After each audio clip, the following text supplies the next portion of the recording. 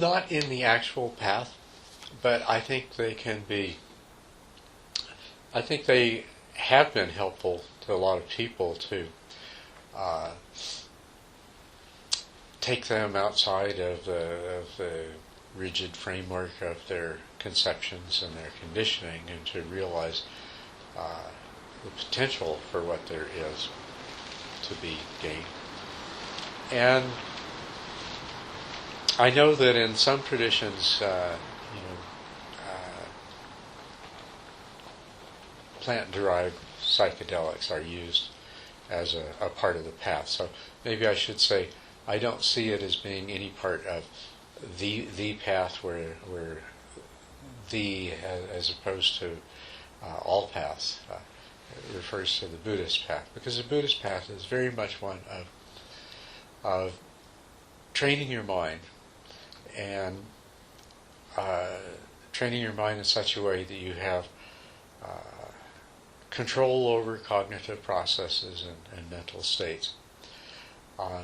And the effect of psychedelic drugs is pretty much the antithesis of this, the way that it allows people to experience different modes of perception, different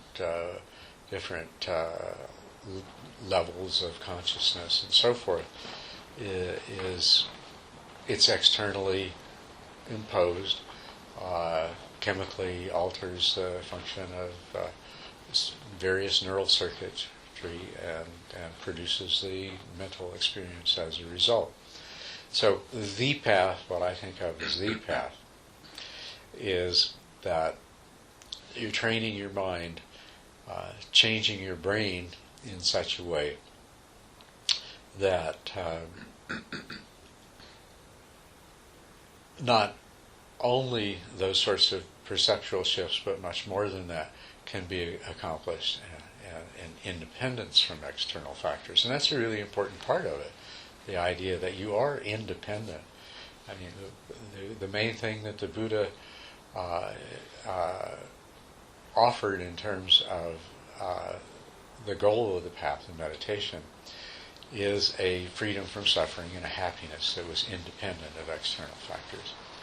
And throughout every aspect of Buddhist training is the wish and desire to no longer be subject, in terms of your experience, to be subject in the same way to the contingency of this ever-changing world that we find ourselves in.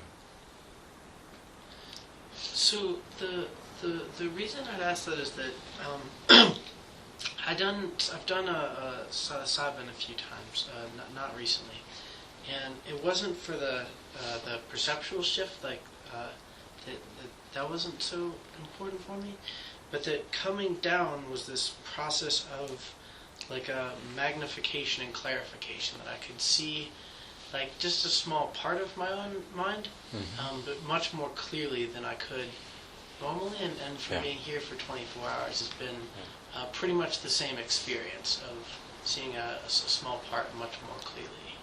Yes, I agree with that. I've done a lot of different kinds of things like that in the past too, and I know what you mean. I would pretty much include that in perceptual shift. Maybe I'm using a broader definition of perception than you. But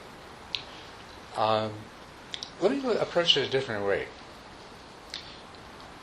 If in meditation, in practice, a person can occasionally have a really profound experience, an altered state of consciousness, and that can be accompanied by some insight, seeing themselves, experiencing their mind in a different way than they normally do. And undoubtedly that experience,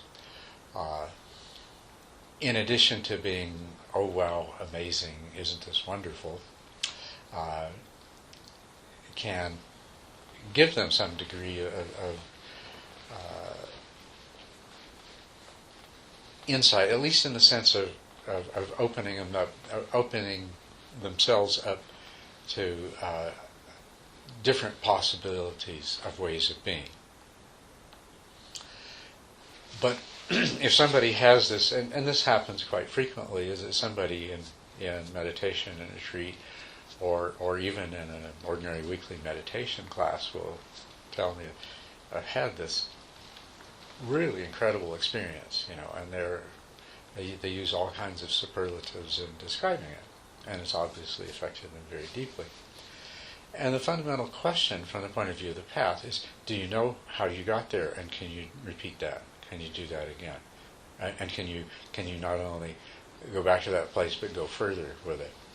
And if the answer is no, then it's still at the level of a psychedelic experience induced by drugs.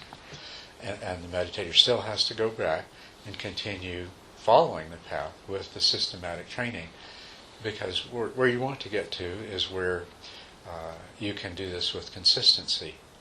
Not necessarily absolutely every time you sit down, but you can consistently, given the right conditions, that you can bring your mind to such a state, explore it, and, as I say, even move beyond it. So,